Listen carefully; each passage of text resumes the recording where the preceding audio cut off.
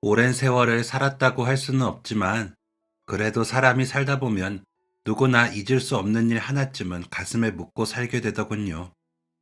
오늘 제가 들려드리고자 하는 이야기도 그런 일입니다.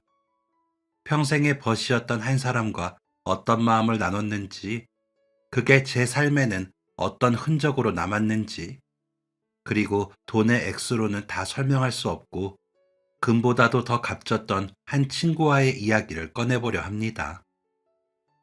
저는 어린 시절 어머니를 일찍 여의고 아버지와 둘이 살았습니다.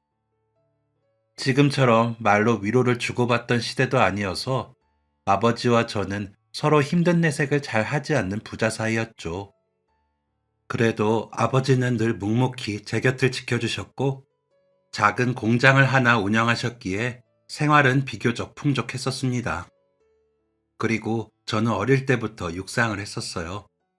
그 시절에는 운동부에 들어가면 공부는 자연스럽게 뒷전으로 밀려나기 일쑤였고 선생님들도 운동만 잘하면 된다는 말을 아무렇지 않게 하던 때였습니다. 저 역시 책상 앞에 앉아 있는 것보다는 트랙 위에 서 있는 시간이 더 익숙했고 성적표보다 기록을 더 중요하게 여겼습니다. 매일같이 운동장을 돌며 언젠가는 큰 대회에 나가 이름 한번 불려보는 선수가 되겠다는 막연한 꿈을 품고 살았습니다. 땀을 흘린 만큼 결과가 나올 거라 믿었고 그 믿음 하나로 버텼습니다. 하지만 현실은 생각처럼 따라주지 않더군요. 아무리 애를 써도 기록은 기대만큼 나오지 않았고 주변에서 하나둘 두각을 나타내는 아이들을 보며 마음속으로는 조급함이 쌓여갔습니다. 그리고 그 무렵부터 이 길을 계속 가야 하나 아니면 지금이라도 다른 길을 찾아야 하나 혼자서 숱하게 고민했습니다. 운동 말고는 해본 게 없다는 사실이 그때는 유난히 크게 느껴졌습니다. 그러던 어느 날 아버지가 평소와는 다른 표정으로 집에 들어오셨습니다. 말수가 적은 분이었는데 그날은 잠시 제 얼굴을 바라보다가 낮게 아주 무거운 목소리로 말씀하셨습니다. 준명아, 얼른 짐 싸라. 우리 이제 시골에 계신 할머니 댁으로 가야 한다. 아버지 사업이 어려워졌어. 네? 이렇게 갑자기요? 그럼 저 고등학교는 어떻게 해요? 육상은요? 운동은 그만둬야 할 것 같구나. 학교도 그쪽에 있는 곳으로 가야 할 것 같다. 미안하다. 아버지가 하시던 사업이 예전 같지 않다는 건 어렴풋이 알고 있었습니다. 거래처가 줄었다는 얘기나 밤늦게까지 계산기를 두드리던 아버지의 모습에서 사정이 쉽지 않다는 건 느꼈죠. 하지만 하루아침에 모든 걸 정리해야 할 정도일 줄은 그때 저는 전혀 짐작하지 못했습니다. 결국 아버지의 공장을 정리했고 시골에 계시던 친할머니 댁으로 내려가게 되었습니다. 도시에 살다가 갑자기 내려온 시골 마을은 모든 게 낯설었어요. 저는 그 마을에 있는 작은 일반 고등학교로 전학을 가게 되었습니다. 운동도 그만두게 됐지만 잦은 부상으로 이미 발목 상태가 좋지 않았기에 운동을 오래 붙잡고 갈 수는 없겠다는 생각을 저 역시 마음 한편으로는 하고 있었습니다. 그래도 막상 운동을 완전히 내려놓고 전혀 다른 환경에 놓이니 뭘 해야 할지 모르겠더군요. 하루아침에 달라진 생활은 생각보다 훨씬 버거웠습니다. 무엇보다 공부가 문제였습니다. 그동안 공부와는 담을 쌓고 살았으니 기초라고 부를 만한 것조차 제대로 잡혀 있지 않았고 수업도 무슨 말인지 이해하기가 쉽지 않았습니다. 칠판 앞에 적힌 글자들을 보고 있노라면 숨이 막히는 기분이 들기도 했죠. 그렇게 새 학기가 시작되고 얼마 지나지 않았을 무렵 담임 선생님께서 저를 교무실로 부르셨습니다. 그래, 준명아. 너 서울에서 육상했었다고? 네, 어릴 때부터 계속 운동만 했습니다. 그래, 그러면 진도 따라오는 게 좀 어렵지 않니? 네, 솔직히 말씀드리면 운동만 한다고 공부는 뒷전이었거든요. 그렇지. 내가 봐도 준명이 네가 기초가 좀 부족한 것 같아서 반장한테 말을 해뒀어. 올 때가 됐는데. 선생님의 말이 끝나기가 무섭게 누군가 교무실 문을 열고 들어왔습니다. 바로 저희 반 반장 김형섭이라는 친구였습니다. 형섭이는 선생님께 가볍게 목례를 한 뒤 제 옆에 섰습니다. 선생님, 부르셨습니까? 그래, 형섭아. 내가 전에 한번 말한 적 있지? 준명이가 그동안 운동만 해서 수업 따라오는 게 벅차다고 하는데 반장인 형섭이 네가 도와주면 좋겠구나. 마침 둘이 짝꿍이기도 하니까 옆에서 도와줄 수 있지? 선생님이 부탁 좀 할게. 네, 알겠습니다. 어려운 일도 아닌데요. 반장이었던 형섭이는 모범생으로 성적도 좋았고 선생님들의 신임도 두터웠습니다. 교무실에서 함께 교실로 돌아온 뒤 저는 친구에게 말했습니다. 괜히 나 때문에 너 공부할 시간만 뺏기는 거 아닌가 모르겠다. 괜찮아. 다른 사람 가르쳐 주는 것도 아는 것 정리하는 데 도움이 된다더라. 복습한다 치면 돼. 그래도 형섭이 너한테 미안해서 그렇지. 야, 박준명. 미안하면 가르쳐 주는 거 잘 따라오기나 해. 알았어? 친구는 자기 시간을 쪼개서 저한테 공부를 가르쳐 주는 건데도 불평을 하지 않았습니다. 오히려 더욱 신경을 써주었죠. 옆에서 보면 형섭이는 침착하고 조용한 편이었습니다. 그리고 수업 시간에도 꾀부리는 법 없이 집중을 했고, 모르는 게 있으면 선생님들께 직접 찾아가 물어보기도 했죠. 듣기로는 집안 형편이 어려워서 학원을 다니는 것도 아니라고 했던 것 같은데, 그럼에도 공부를 잘하는 이유가 성실한 공부 습관 때문인 것 같았습니다. 저는 종종 형섭이를 집으로 데리고 가서 같이 공부를 하기도 했습니다. 집으로 가면 제가 요리를 해서 저녁을 먹기도 했는데 형섭이는 제가 만든 음식을 먹을 때마다 칭찬을 아끼지 않았어요. 준명아, 이 떡볶이 진짜 네가 한 거 맞지? 나 몰래 나가서 사온 거 아니지? 뭐야, 이게 그렇게 맛있냐? 저기 시장에 있는 포장마차에서 파는 떡볶이보다 네가 만든 이게 훨씬 더 맛있다. 준명이 너 요리에 소질 있다니까? 요즘은 요리도 전문적으로 배운다고 하던데 너 그런 쪽으로 나가보면 어때? 이 정도 만드는 사람은 널리고 널렸어. 비행기 그만 태우고 먹기나 해, 임마. 저희는 함께 많은 시간을 같이 하면서 마음속에 있는 진지한 이야기나 고민도 나누는 사이가 될 정도로 가까워졌습니다. 그러면서 서로의 가정사도 알게 되었어요. 형섭이가 먼저 제게 물었습니다. 준명아, 근데 너는 왜 갑자기 이런 시골로 전학 오게 된 거냐? 서울에서 운동 계속했으면 대학도 갈 수 있었던 거 아니야? 아버지 사업이 실패하셔서 할머니 사시는 곳으로 내려온 거야. 운동은 뭐 어차피 그만둬야 했었을 거야. 육상하면서 발목을 자주 다쳤거든. 그래서 운동을 계속했어도 좋은 결과는 없었을 거야. 그래, 그렇구나. 그러면 이제 공부해서 대학 가는 게 목표인 거야? 아버지는 대학교에 갔으면 하시는 것 같은데 너무 많이 늦은 게 아닌가 싶다. 너한테 배우고 있다고 해도 다른 애들이랑 비교하기에는 아직 한참 모자라지.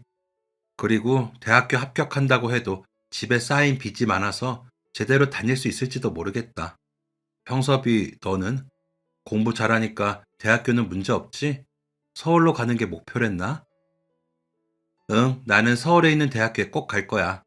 그래서 좋은 회사에도 들어가고 돈 많이 버는 게 내 목표다. 내가 성공할 수 있는 길은 이것뿐인 것 같아. 아버지도 없이 엄마 혼자 형이랑 나랑 키우느라 고생하셨는데 내가 성공해서 잘 모셔야지. 저와는 달리 분명한 목표가 있고 능력이 되는 형섭이가 부러웠습니다. 그래서 열심히 친구를 따라 공부를 했죠. 그렇게 조금씩 기초라는 걸 알게 되었습니다. 하지만 문제를 풀다 보면 어디서부터 손을 대야 할진 알겠는데 끝까지 밀어붙일 만큼 머리가 따라주진 않았습니다. 열심히는 했지만 대학교를 갈지는 미지수였죠. 결국 저는 대학 문턱을 넘지 못했습니다. 반면 서울로 나가겠다는 꿈을 품었던 친구는 수능을 잘 치르고 원하는 대학에 합격했습니다. 합격 소식을 들었을 때 기쁘면서도 한편으로는 이제 정말 다른 길로 가는구나 하는 생각이 들더군요. 형섭이가 서울 학교에 붙자 친구네 가족은 아예 살림을 정리해 서울로 올라갔습니다. 동네에서 오래 살던 집이 비워지는 걸 보니 괜히 허전한 마음이 들었습니다. 형섭이는 이사 가기 전날 밤 저희 집으로 찾아왔습니다. 형섭아, 웬일이야? 짐은 다 쌌어? 대충 다 정리했다. 준명아, 내가 서울 가서도 우리 계속 연락하고 지내자. 당연하지, 임마. 너 그럼 나랑 연락 끊고 살려고 했냐? 너 서울 올라가서 자리 잘 잡고 있어. 나도 나중에 갈지도 모르니까. 그래. 내일은 아마 정신 없어서 인사 못하러 올 것 같아서 미리 왔다. 내가 연락할 테니까 건강하게 잘 지내고 있어. 그럼 간다. 저는 친구의 모습이 보이지 않을 때까지 그 자리에 한참을 서 있었습니다. 그러면서 괜히 허전한 마음이 들더군요.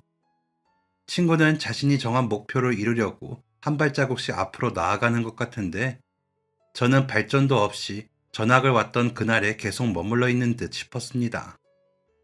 그때 저는 하고 싶은 것도 없었고 뭘 해야 할지도 몰랐었어요. 형섭이가 부럽기도 했고 20살이 되고서도 진로를 정하지 못한 제가 부끄럽기도 했습니다. 그래도 연락만큼은 끊기지 않았어요. 서울로 간 친구는 새로 사는 동네 이야기, 대학교 생활을 종종 들려줬습니다. 형섭이에 비하면 제 생활은 별다른 일 없이 심심하기만 했죠. 그렇게 저는 몇 년을 그저 흘려보내듯 살았습니다. 뚜렷한 계획도 없었고 뭘 해야 할지 감도 잡히지 않은 채 시간만 지나갔습니다. 그러다 군대에 가게 됐고 취사병으로 배치받았습니다. 입대 후 첫 휴가를 나온 저는 서울에서 형섭이를 만났습니다. 형섭아, 잘 지냈냐? 이렇게 서울에서 얼굴 보니까 신기하다. 그치? 그러게, 너 취사병으로 들어갔다며? 어, 어쩌다 보니까 그렇게 됐다. 처음에는 별 생각 없었는데, 몸은 힘들어도 요리할 때는 잡생각도 없어지는 게 꽤 괜찮은 것 같아. 준명아, 내가 계속 말했잖냐? 너 요리에 재능 있다고. 어릴 때부터 네가 해주던 음식은 하나같이 다 맛있었어. 그러지 말고 너 제대하고 나서도 요리 쪽으로 가보는 거 어때? 그리고 자격증도 따고 말야. 친구는 진지한 표정으로 제게 권유했습니다. 그리고 그 말이 계속 마음에 남았습니다. 처음으로 내가 잘할 수 있을 게 생긴 것 같은 느낌이 들었기 때문입니다. 제대 후 저는 아버지를 시골에 남겨두고 서울로 올라왔습니다. 형섭이의 말처럼 요리로 먹고 살아보자고 결심했기 때문입니다. 제가 서울로 올라온 걸 알게 된 친구는 자신의 집에서 저를 머무르게 해줬습니다. 준명아, 너 당장 지낼 곳 없지? 원룸 같은 거 구할 때까지라도 우리 집에서 지내는 거 어때? 아니야, 너희 가족들도 불편할 텐데 어떻게 그러냐? 우리 엄마도 준명이 너 좋아하셔. 부담 갖지 말고 있어도 돼. 그래야 돈도 아끼지. 넓진 않아도 지내기에는 괜찮을 거야. 괜찮다고 몇 번이나 거절했지만 형섭이는 자신의 집으로 저를 데리고 갔습니다. 친구의 가족들 역시 저를 따뜻하게 맞아주었습니다. 몇 주 뒤 저는 중식당 주방에 막내로 들어가게 되었고 아버지가 어렵게 보증금을 마련해 주어서 작은 원룸 월세를 구해 형섭이의 집에서 나왔습니다. 그 뒤로는 주방에서 허드렛 일부터 시작하며 하루하루를 열심히 살았습니다. 한편 친구는 긴 취업 준비 끝에 꽤 이름 있는 회사에 들어가게 되었어요. 그렇게 저희 둘은 각자 다른 자리에서 서로의 삶을 살아가게 되었습니다. 친구 형섭이는 집안의 가장이나 다름없었습니다. 들은 바로는 아버지가 사고로 돌아가신 뒤 어머니께서 혼자 일하시며 고생을 했다고 하더라고요. 형이 하나 있긴 했지만 어릴 때부터 공부에는 관심이 없었고 사회에 나가서도 일을 꾸준히 못했다고 했습니다. 성격은 좋았지만 사람 좋아하고 놀기 좋아하는 한량 같은 사람이었죠. 그래서 형섭이가 취직하고 나서부터는 결국 집안 살림 대부분은 친구의 몫이 되었습니다. 그래서인지 형섭이는 꽤 괜찮은 연봉을 받으면서도 늘 검소하게 살았어요. 제가 그런 상황이라면 형을 흉보거나 불평이라도 할 텐데 친구는 단 한 번도 불만을 말하지 않았습니다. 그런 모습을 보면서 나이가 같은 친구지만 한편으로는 저보다 성숙해서 배울 게 참 많다는 생각도 자주 했어요. 그러던 어느 날 저희 아버지가 노환으로 돌아가셨습니다. 사업이 망한 이후 빚을 갚으려고 몸을 갈아서 일하셨던 분이라 나이가 들면서는 여기저기 아픈 곳이 많으셨습니다. 하지만 마음의 준비도 하기 전에 갑자기 돌아가셔서 저는 아무것도 할 수 없었어요. 일가 친척이라 부를 만한 사람도 없던 터라 장례 절차부터 무엇을 어떻게 해야 하는지조차 몰라 저는 장례식장 한가운데서 멍하니 서 있었습니다. 그때 누군가 제 이름을 부르며 빈소로 들어왔습니다. 돌아보니 친구 형섭이었습니다. 준명아, 너 괜찮냐? 많이 놀랐지? 형섭이 왔냐? 어떻게 이렇게 빨리 왔어? 회사는? 네가 지금 내 걱정할 때야? 지금 네 꼴을 봐. 너 잠은 좀 잤어? 먹기는 먹었고? 아니, 이제 진짜 나 혼자라서 무섭고 뭘 해야 할지 모르겠다. 준명아, 걱정 마. 내가 옆에 있어줄게. 이럴 때 같이 있으라고 친구가 있는 거 아니냐. 연락을 받자마자 바로 내려온 친구는 제 옆에 딱 붙어서 3일 내내 저와 함께 자리를 지켜주었습니다. 넋이 나간 제 대신 조문객을 맞아주었고 장례식장 사람들과 이야기하는 것도 알아서 처리해 주었습니다. 그 덕에 마지막 날에는 저도 정신을 차려서 아버지를 잘 보내드릴 수 있었죠. 장례 마지막 날, 형섭이는 제게 봉투 하나를 내밀었습니다. 준명아, 이거 얼마 되진 않지만 받아라. 이게 뭐냐? 너희 아버지 장례비가 조금 모자란 것 같더라고. 큰 돈은 아니지만 보태 써라. 조의금이라 생각하고 아저씨 보내드리는 데 써. 형섭아, 우리 사이에 조의금은 무슨 조의금이야. 3일 내내 같이 있어준 것만으로도 고마운데 내 형편이 지금 넉넉지 않아서 이 돈은 고맙게 받을게. 하지만 꼭 갚을게. 준명아, 너 서운하게 이럴래? 네 말대로 우리 사이에 이런 걸 왜 갚아? 그리고 갚아야 할 정도로 큰 돈도 아니야.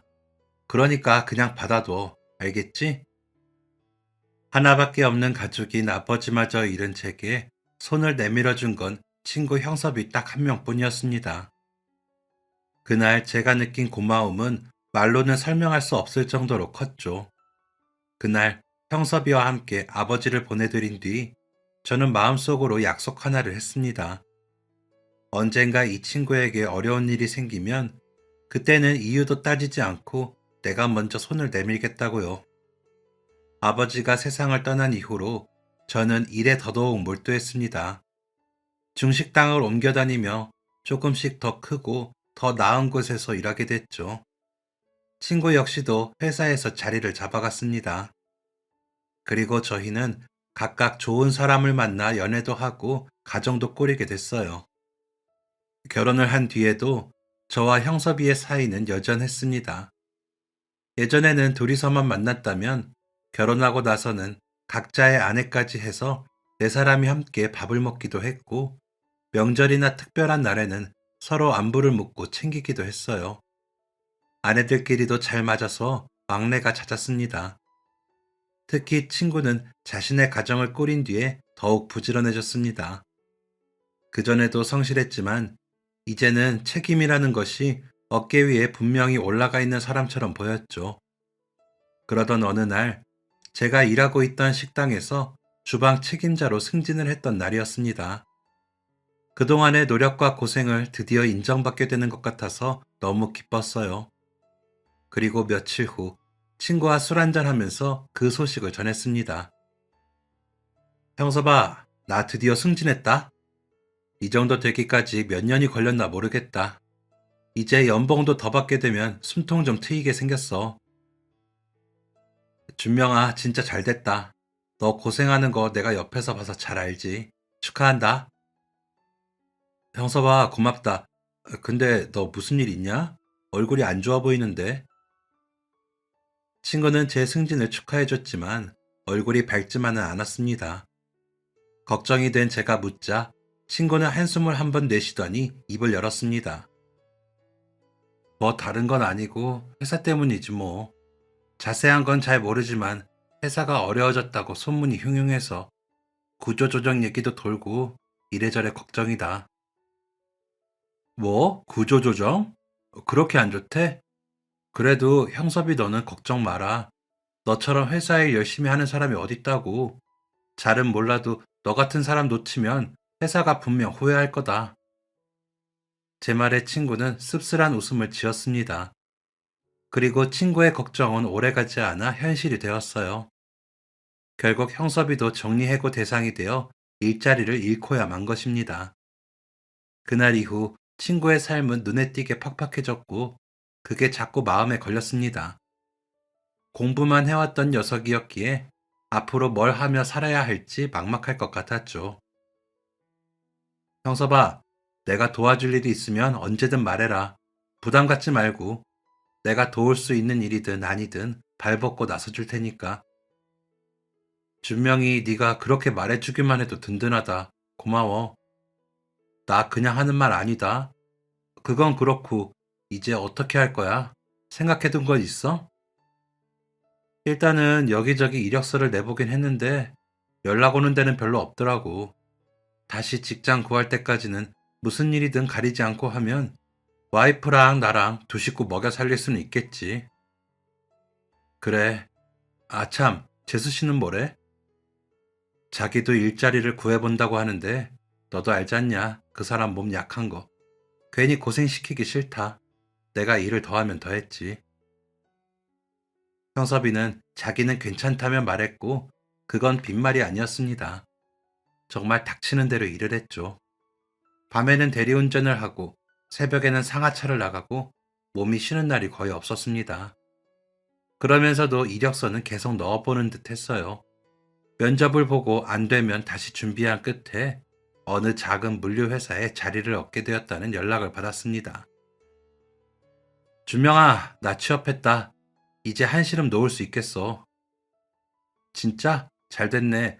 근데 어떤 회사야? 작은 물류회사인데 예전보다 연봉은 작아도 지금 내 처지에 이것저것 가릴 게 아니더라고.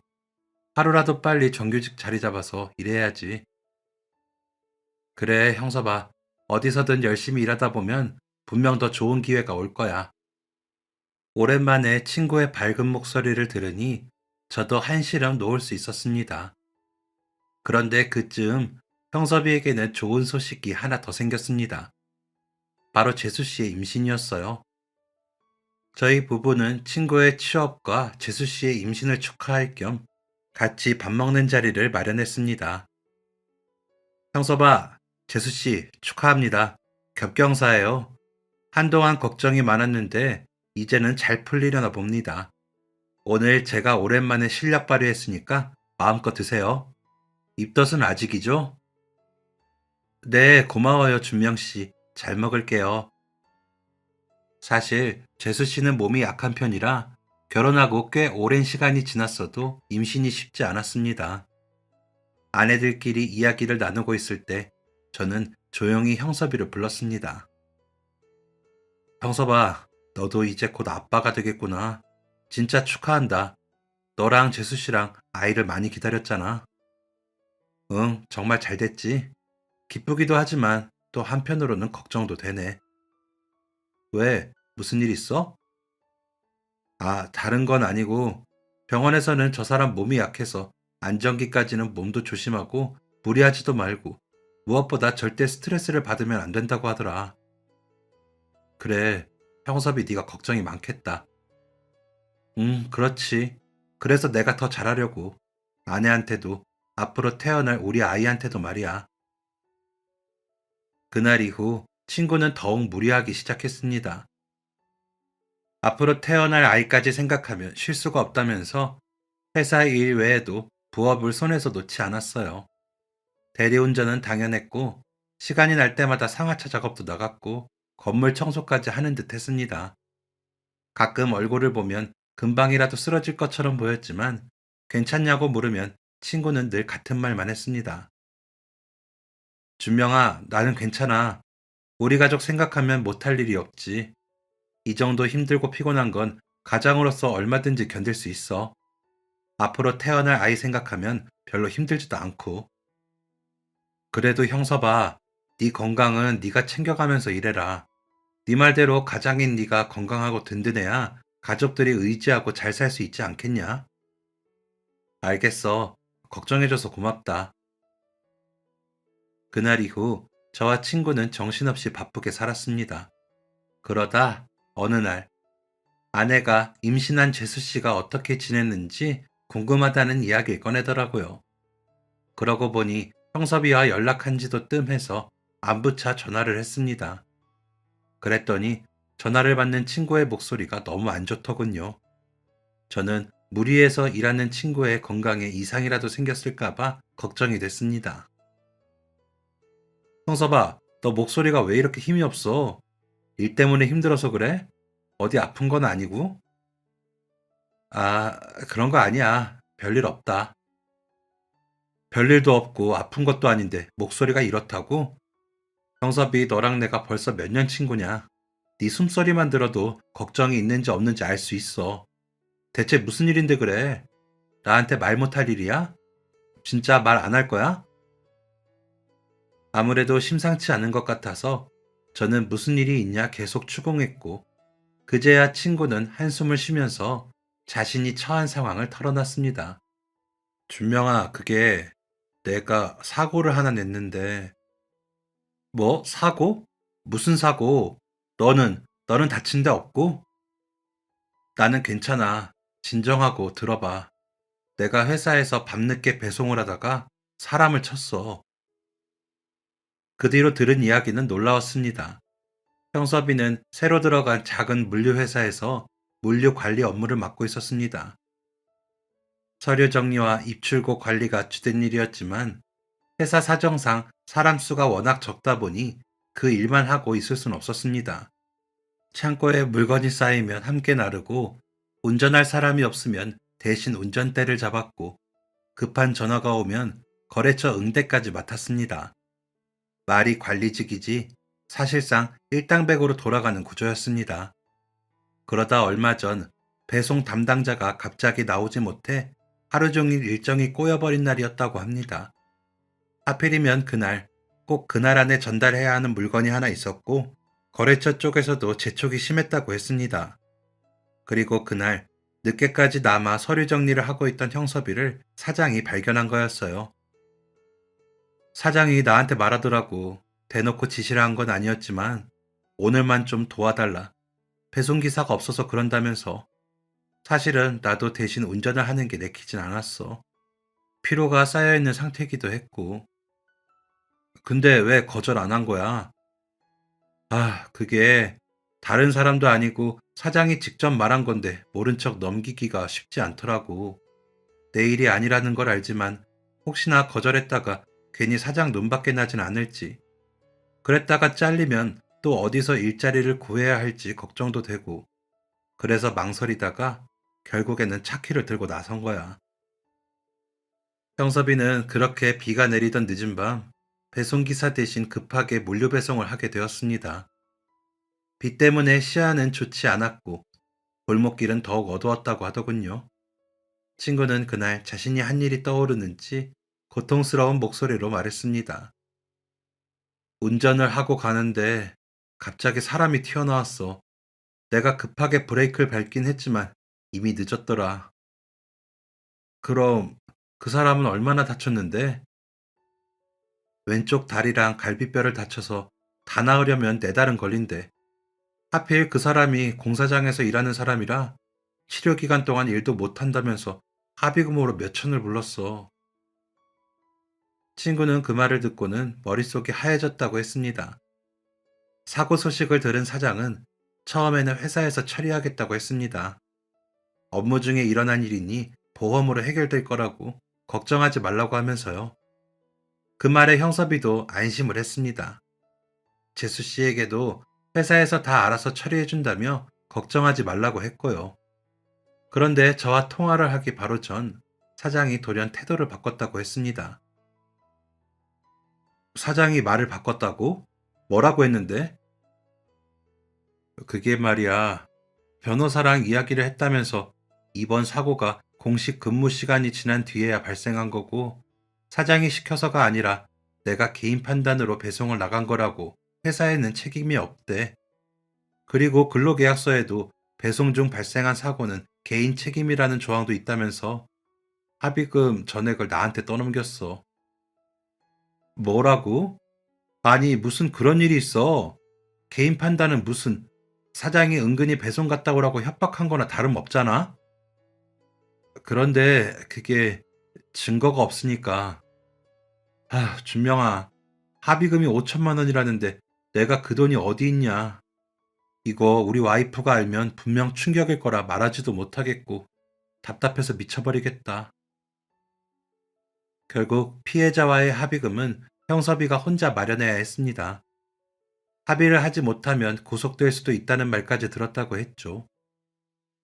친구는 합의금 5천만 원을 당장 마련할 방법이 없었습니다. 임신 중인 아내에게 충격이 될까봐 말도 못하고 돈을 빌릴 사람도 없어서 혼자서 끙끙 앓고만 있었던 겁니다. 그날 형섭이와의 전화를 끊고 나서도 한참 동안 아무 일도 손에 잡히지 않았습니다. 그의 목소리가 계속 귓가에 맴돌았죠. 괜찮다고 말하면서도 도무지 괜찮아 보이지 않던 그 목소리 말입니다. 그래서 잠시 고민을 하다가 이런 상황에서 친구를 외면하면 평생 후회할 게 틀림없다는 생각에 다시 형섭이에게 전화를 걸었어요. 그리고 한치의 망설임도 없이 바로 말했습니다. 형섭아, 나다. 내가 그 합의금 5천만 원 보내줄게. 준명이 네가? 아니, 그 큰 돈을 네가 왜? 네가 무슨 돈이 있다고? 너나 나나 사는 형편 비슷한 거 뻔히 아는데. 내가 10년 전부터 꾸준히 모아왔던 돈이 있어. 그걸로 급한 거부터 막아라. 뭐 10년? 준명아, 나 그 돈 못 받는다. 네가 얼마나 힘들게 모았을지 안 봐도 알겠어. 너도 가족들을 위해 모았을 텐데 내가 그 돈을 어떻게 받겠냐? 야, 김영섭, 네가 지금 그런 거 따질 때야? 합의 못하면 구속될 수도 있다면서. 그러면 재수 씨는 몇 달 후에 태어날 네 애는 어떡할 건데? 안 그래도 몸 약한 재수 씨 옆에 네가 있어야 할 거 아니야? 그렇게까지 말해도 형섭이는 선뜻 돈을 받겠다는 말을 하지 않았습니다. 그래서 저는 지금까지 단 한 번도 해본 적 없는 말을 꺼냈어요.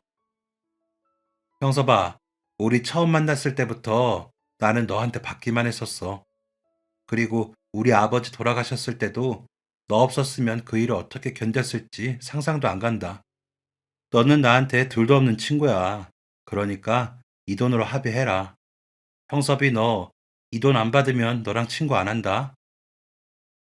그건 친구로서 당연한 일을 한 것뿐이야. 그래, 그 당연한 일 이제 내가 하겠다고. 일단 이 돈부터 받아서 급한 불부터 해결하자. 그리고 돈은 천천히 갚아도 돼. 나도 당장 필요한 게 아니니까. 그리고 이 일, 재수 씨한테는 아직 말 안 했지? 어? 어, 괜히 스트레스 받아서 애한테도 영향이 갈까봐 말 못하고 있다. 그럼 재수 씨한테는 내가 빌려준 거 말하지 말자. 그거 알면 재수 씨 성격상 빚이라 생각하고 스트레스 받을 게 뻔하니까. 지금 알고 있는 것처럼 회사가 해결했다고 해라. 이 일은 너랑 나, 우리 둘만 알고 있자. 전화기 너머에서 형섭이는 결국 울음을 터뜨렸고 말을 잇지 못한 채 한참을 흐느끼다가 겨우 입을 열었습니다. 준명아, 고맙다. 이 은혜는 내가 죽어도 잊지 않을게. 그리고 무슨 일이 있어도 이 돈은 이자까지 쳐서 꼭 갚을게. 그리고 우리 차용증도 쓰자. 뭐 차용증? 친구 사이에 차용증은 무슨. 됐어. 아무리 친구 사이라도 돈이 5천이나 되는데 이러면 안 돼. 돈 문제일수록 분명히 해야 평생 얼굴 보고 살 수 있는 거야. 너 차용증 안 쓸 거면 나도 돈 안 받을 거다. 형섭이는 기어이 차용증을 썼고 며칠 후 저를 찾아와 지장까지 찍게 했습니다. 제가 준 돈으로 친구는 피해자와 합의를 했고 그렇게 그 일은 형섭이와 저만 아는 일로 남겨두었습니다. 그런데 그 일이 있고 한 달도 채 지나지 않았을 때였습니다. 늦은 밤 갑자기 전화벨이 울렸어요. 전화를 받아보니 전화를 건 사람은 다름 아닌 형섭이의 아내였습니다. 그리고 재수 씨의 입에서 충격적인 말을 듣게 됐습니다. 준명 씨, 저예요. 지금 남편이 그이가 병원인데 그게 갑자기 재수 씨 왜 그래요? 형섭이한테 무슨 일 생겼어요? 침착하게 알아듣게 말을 해봐요. 네? 말하는 건지 오는 건지 구분도 되지 않는 소리 끝에 한마디가 겨우 들렸습니다. 바로 형섭이가 죽었다는 것이었습니다. 무슨 말인지 이해가 되지 않아서 몇 번이나 되물었지만 돌아오는 대답은 같았습니다. 친구가 급성 심근경색으로 세상을 떠났다는 것이었죠. 병원으로 향하면서도 저는 친구가 세상을 떠났다는 말을 믿을 수가 없었습니다. 아니, 믿고 싶지 않았어요. 하지만 병원에 도착해서 거의 실신하다시피 울고 있는 재수 씨를 봤을 때, 그리고 이미 싸늘해진 친구의 시신을 본 순간, 그제야 모든 것이 실감났습니다. 제가 아끼는 친구가 더 이상 이 세상에 없다는 걸 말입니다. 정확한 원인은 알 수 없었지만 아무래도 과로 때문인 듯 했습니다. 가장이라는 무게 때문에 형섭이는 그야말로 쉬는 날 없이 몸을 갈아넣듯 일해왔으니까요. 친구는 그렇게 아직 한창인 나이에 세상을 떠나고 말았고 장례를 치르는 내내 마음 한켠이 무거웠습니다. 그리고 제가 줬던 돈도 떠올랐죠. 하지만 그 돈은 자신은 돌보지 못하고 가족만을 위해서 살다간 형섭이의 노잣돈으로 준 셈 치자고 생각하기로 했습니다. 그래서 저는 재수 씨에게도 돈 이야기를 꺼내지 않았어요. 이미 남편을 잃은 사람에게 짐을 하나 더 얹고 싶지 않았습니다. 그리고 친구 역시도 아내에게 돈을 빌린 사실은 말하지 않았던 것 같더군요. 저는 형섭이의 마지막 가는 길을 잘 보내주었고 뱃속의 아이와 함께 남겨진 재수 씨도 잘 챙겼습니다. 제 아내도 슬픔에 잠겨있는 재수 씨에게 음식도 해다주고 위로도 해주며 곁을 지켜주었죠. 그렇게 큰일이 있었지만 몇 달 뒤 재수 씨는 무사히 아들을 낳았고 시간은 흘러 어느덧 5년이 지났습니다.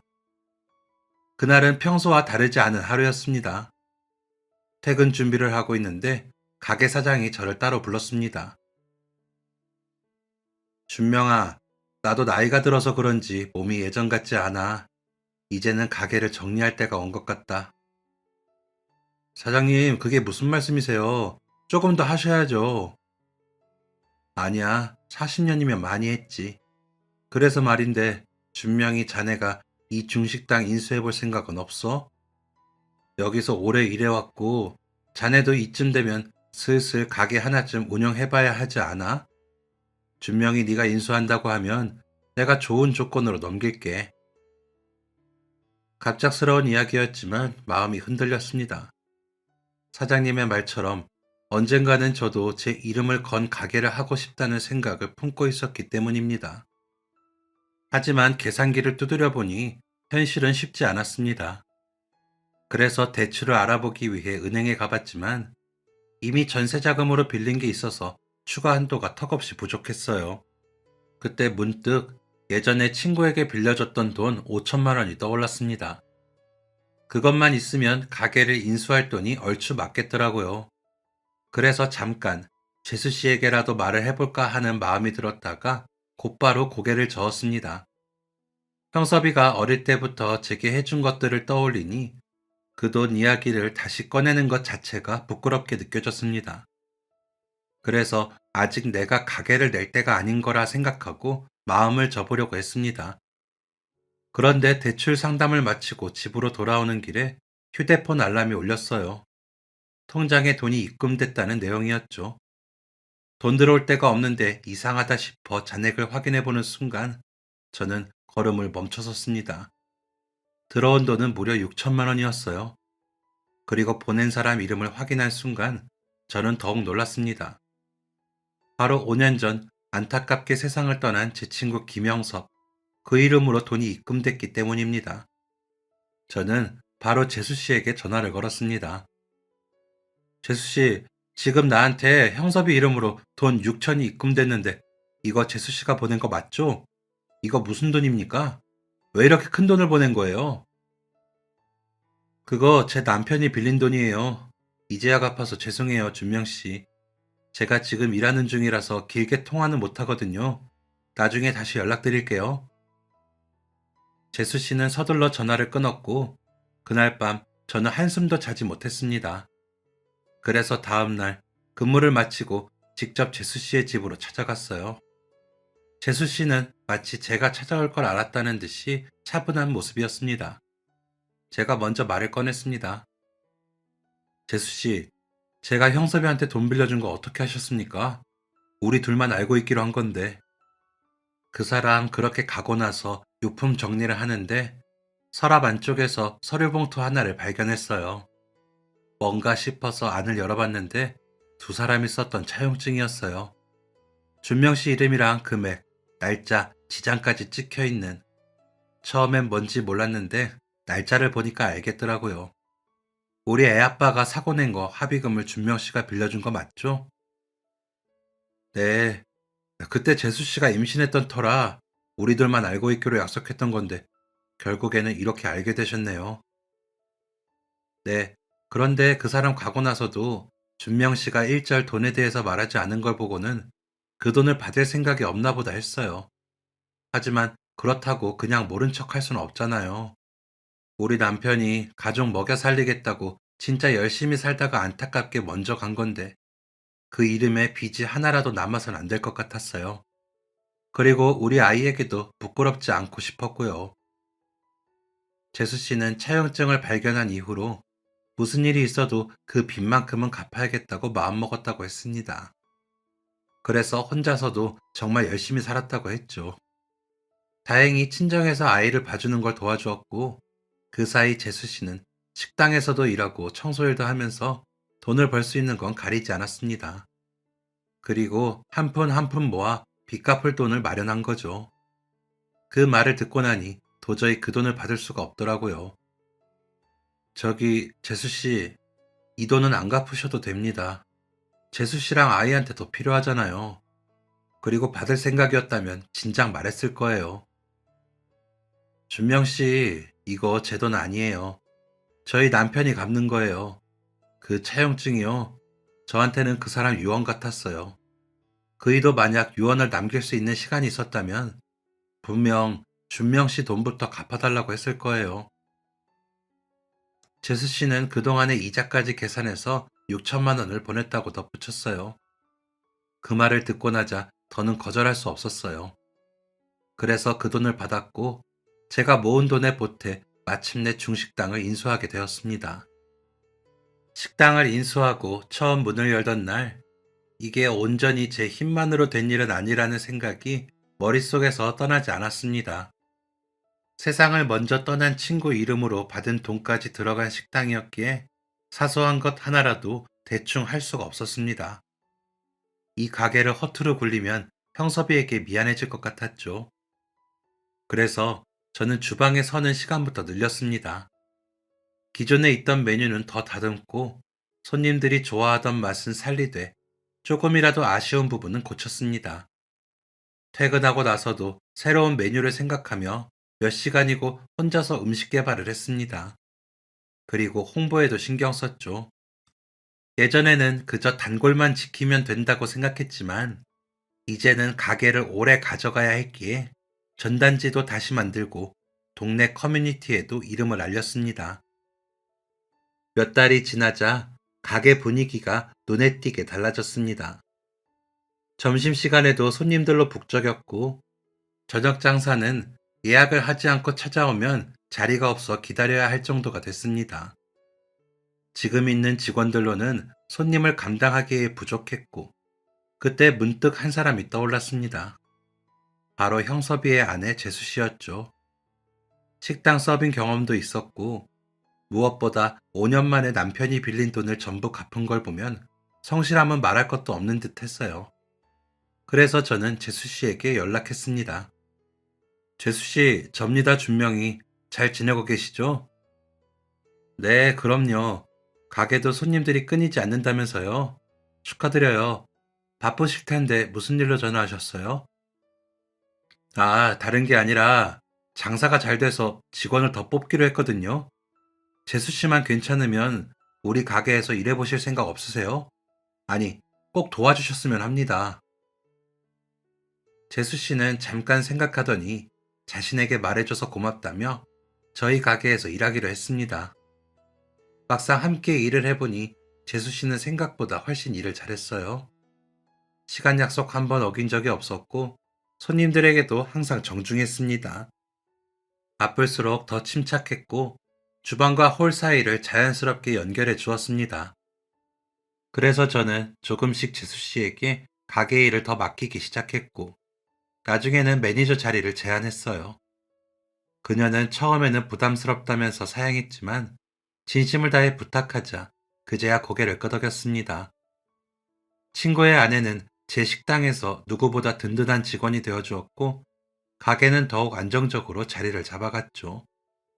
그렇게 시간은 또 흘렀고 가게는 어느새 먼 지역까지 알려질 정도가 되었습니다. 찾아오는 손님들을 대접하느라 하루하루가 바쁘게 흘러갔죠.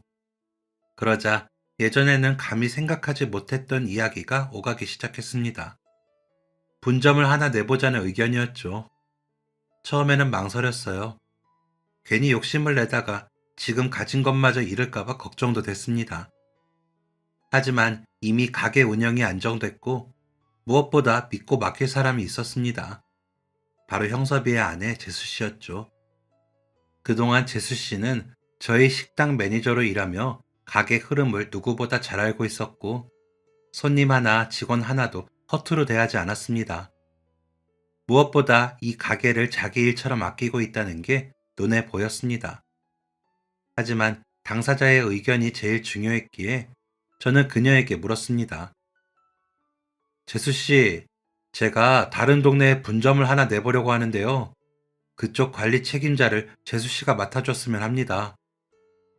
네? 제가요? 네, 생각해보니 재수 씨만큼 제가 믿고 맡길 사람이 없더라고요. 애들 엄마는 그동안 집안일만 해서 식당에 대해서는 잘 모르고요. 새로 여는 가게를 맡아주시면 지금보다 연봉도 더 올라갈 거예요. 그러면 혼자서 아들 키우는데도 더 도움이 되지 않을까요? 분점 이야기를 꺼냈을 때 재수 씨는 한참을 말없이 있다가 이내 결심이 선 듯 말했습니다. 부담스럽긴 하지만 그래도 믿고 말씀해 주셨으니까 최선을 다해 보겠습니다. 감사합니다. 재수 씨라면 분명 잘하실 수 있을 거예요. 1년 뒤 분점이 문을 열었고 재수 씨는 그 가게의 관리 책임자가 되어 차분하게 운영해 갔습니다. 큰 욕심을 부리지도 않았고 기본을 지키는 데에 더 집중한 덕분에 분점에도 단골이 늘었고 장사는 안정적으로 돌아가기 시작했습니다. 재수 씨 역시 예전보다 생활이 훨씬 안정됐습니다. 무리하지 않으면서도 아이를 키울 만큼의 수입을 꾸준히 벌 수 있었고 형섭이와의 사이에서 태어난 아들은 밝고 건강하게 자랐습니다. 그리고 지금도 제 가게와 재수 씨가 맡은 분점은 각자의 자리에서 잘 돌아가고 있습니다. 살아오면서 참 많은 사람을 만났습니다. 그런데 그 중에서도 가슴에 가장 깊이 남아있는 사람은 어린 시절부터 제 곁을 지켜주고 제 삶의 한 부분을 함께 나눈 친구 형섭입니다. 세월이 흘러도 그의 이름을 떠올리면 여전히 마음이 먹먹해지죠.